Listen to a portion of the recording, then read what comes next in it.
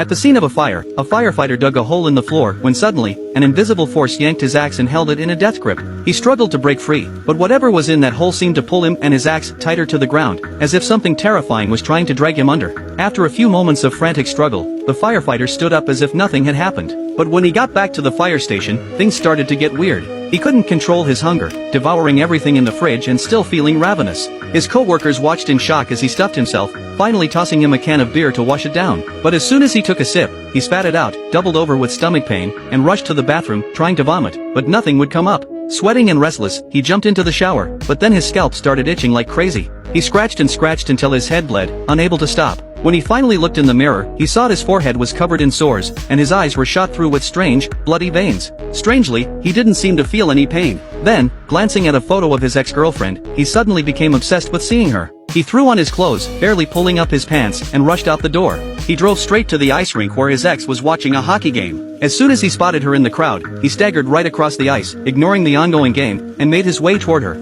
She jumped up from her seat, eager to meet him, and together they slipped into the locker room. It wasn't until then that her current boyfriend, Scott, realized she was gone from the stands. Meanwhile, the ex and the firefighter disappeared behind closed doors, both acting strangely eager, neither of them realizing the danger that was about to unfold. The next moment, the firefighter opened his mouth wide.